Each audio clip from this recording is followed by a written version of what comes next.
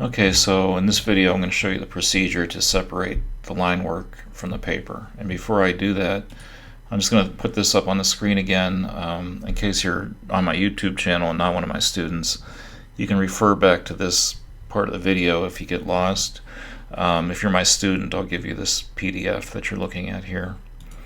Okay, so our mission here is to increase the contrast between the white paper and the black line work. And to repeat what I said earlier in the first video, this whole procedure works best if you have a good quality photo or a good quality scan and you use, nice white paper and have like definite black line work. That's what works best. So first of all, over here in the layers palette we have our scan, which I'm going to rename scan just so I don't get confused here. Not scam, but scan. And it's a good idea to make a copy of this layer in case we mess stuff up. So I'm going to click, hold, and drag the scan layer into the new layer palette here, or the new layer icon. New layer icon is what I meant to say, and make a copy. So just let me turn off the eyeball on scan. I could lock down this first layer, but I'm not going to because I know I'm not going to mess it up. So I got scan copy enabled. I want to increase the contrast between the paper and the line work. And the way I do that is I'm going to add an adjustment layer by clicking this icon here and choose levels. So the levels palette will come up here, and this is a histogram. And what happens if the way to do this is to grab the slider on the far right and click, hold, and drag it to the left. And I'll zoom out so you can see what happens here. So this is where I start. Now if I drag the slider to the left, the white paper gets much brighter, right?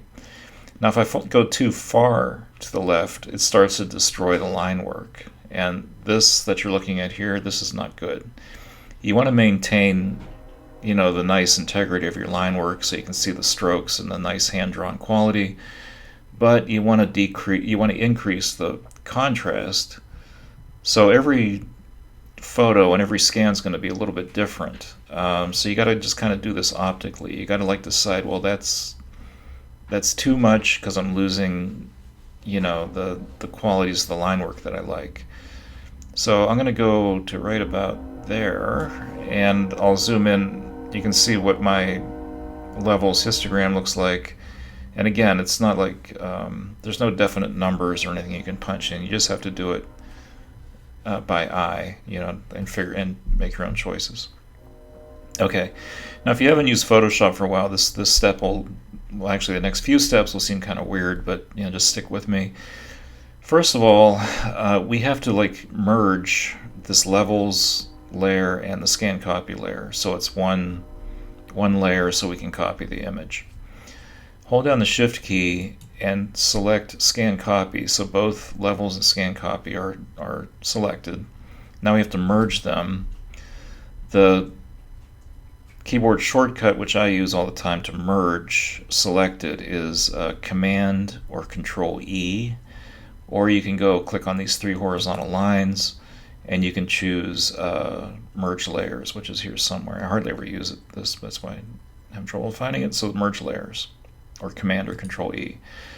So now everything is on its own layer, this high contrast image, and we have to select it, copy it, and then put it into the channels palette. So I do a Command A or Control A to select all, Command or Control C as in cat to copy, so all this stuff is copied. Come over to the layers palette and click the channels tab, and we're going to make a new channel by clicking this. It's just like the new layer icon, but in this tab it's the new channel icon. So clicking this plus sign icon, we're going to make a new channel, and it's an alpha channel, which means it's going to preserve transparencies, which you'll see how that works in a second here. And now we're going to paste the image into this new alpha channel, which is Command or Control V Victor. And there it is. So this is loaded as a channel. What we want to do is load it as a selection. And this again is another weird kind of esoteric little Photoshop command which you might not have seen before, but here's how we do that. I want to make this channel into a selection. I'll hover over the new alpha channel, hold down the command or control key, command for Mac, control for PC, and click. Then you look, now let's look at the image. What we have is marching ants. Marching ants are have selected all the white areas of the channel. So all the white stuff is selected. Now, go back to your Layers tab and make a new layer. So all the white is selected, but we want all black to be selected. So we have to invert the selection. So we can go to Select, Inverse, or the keyboard shortcut is Shift Command I or Shift Control I, which is typically what I use, but I'll go Select, Inverse. So all the black is selected. We're on a new layer. Now all we have to do is fill this black line work with black color, or we can fill it with any color really. So let's bring the black color to the foreground, coming over here. So black is in the foreground, and again you could put any color you want in there. And then on the Mac, the command to fill the selection is Option Delete.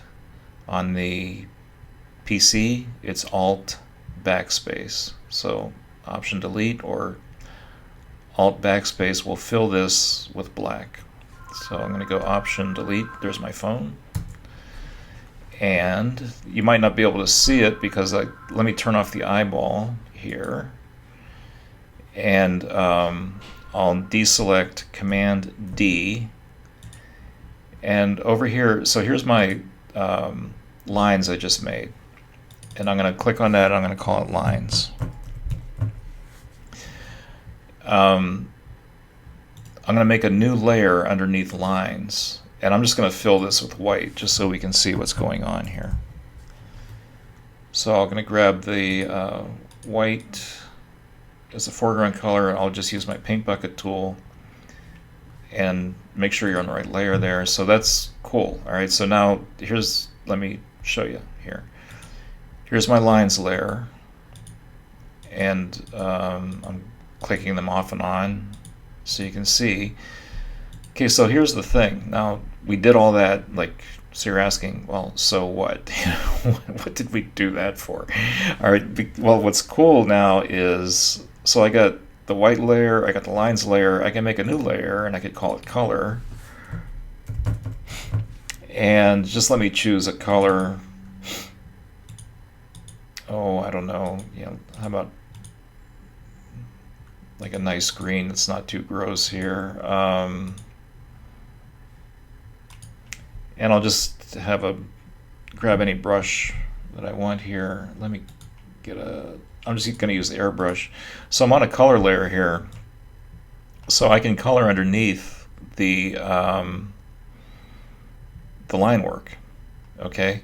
So and I can, add a hue saturation layer to my color, and I could change the saturation or tone it down or whatever I want to do. But the line work is on its own layer. Okay, so I can, go to town with a painting here on my color layer. I can adjust colors. What I would probably do is have a foreground layer, a middle ground layer, and a background layer. I can kind of demo that quickly here. So let me add another layer, and let's say I'm going to, I'll call this sky. I can choose a nice sky color. That looks a little too saturated. And, choose a decent brush here. I'm using a mouse, so this is not going to be art.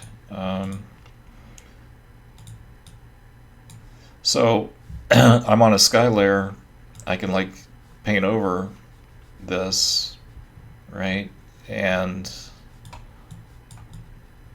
do whatever I want, blah blah blah blah blah, yada yada yada, and so I'd have a sky, a foreground, a background layer, or pardon me, yeah, that's what I meant. A foreground, middle ground, sky is what I meant to say. So that is that. We went through all that stuff just to separate our line work, so we can like have these other layers underneath it, so we can add color and so on. And if you look carefully at the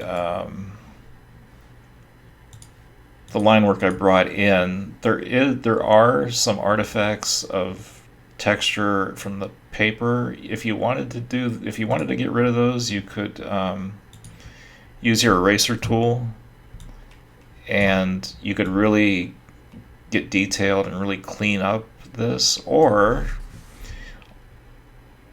sometimes leaving in this like texture is actually a plus. It gives it more of a hand-drawn quality. Last but not least, remember you can always adjust the color of your line work. You don't have to fill it as black. You could fill it as any color you wanted to. So I think that's about all I have to say for this one. So I hope that helps, and this will help you get started, if you want to add a hand-drawn quality to your paintings.